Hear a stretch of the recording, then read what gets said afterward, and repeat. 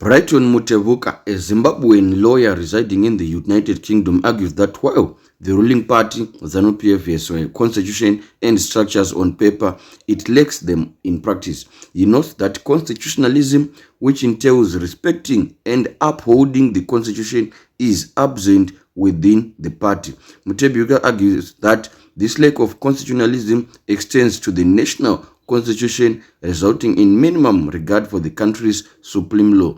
In a post, Mutebuka posted a wide range of evidence to show that indeed Zanu-PF has no structures or even a constitution. While the political reality is that Zanu-PF has got no constitution and structures. On paper, Zanu-PF has a constitution and structures. In reality, it has got no culture of constitutionalism. Constitutionalism refers to the ability and commitment to actually respect the constitution and uphold its provisions. That lack of constitutionalism in Zanu-PF has been applied to the national constitution, with the result that the supreme law of the land is given token appreciation. Ex-VP Joyce Mujuru and others were unconstitutionally expelled from Zanu-PF in 2015 at the height of the Gamma talks and Weevil factional fighting. There was no due process as they were summarily dismissed. We saw the same during the vicious G40 versus Lacoste succession politics. All it took was a few rallies and the dreaded no confidence vote, followed by Baba Mugabe's word, which was final.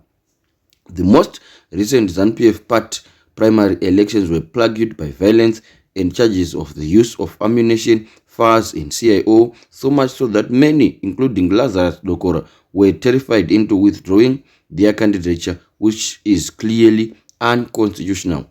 In November 2017, Emerson Dambudzo Mnangagwa was unconstitutionally expelled from both government and Zanu-PF. A few weeks later, he then returned the favor after staging an audacious coup, effectively using a state institution, the army, to resolve an internal political party dispute between rival factions. Him and his group summarily expelled Bob and G40. ED was reinstated without any due process being carried out. Ex-VP Mpoko was also clearly unlawfully dismissed from his role. 1 minute it was said the structures voted ED out, and the next moment it was said it was vice versa, which is clearly political madness. Ex-government minister Jonathan Moyo, who is currently in exile, previously disclosed that he worked with Constantino Chiwenga in previous elections to campaign for Zanu-PF, even though the latter was commander of the ZNA and precluded from participating in partisan politics. In April to June of 2008, in the presidential runoff sham election, soldiers were deployed nationwide, even though it was clearly unconstitutional to do so. According to Mutebuka, the judiciary in Zimbabwe has shown a willingness to disregard the constitution when it serves political interests. He said they supported the 2017 coup, which propelled President Emerson Mnangagwa to power and allowed the Chief Justice Luke Malaba and other Supreme Court justices to return to office despite it being against constitutional principles.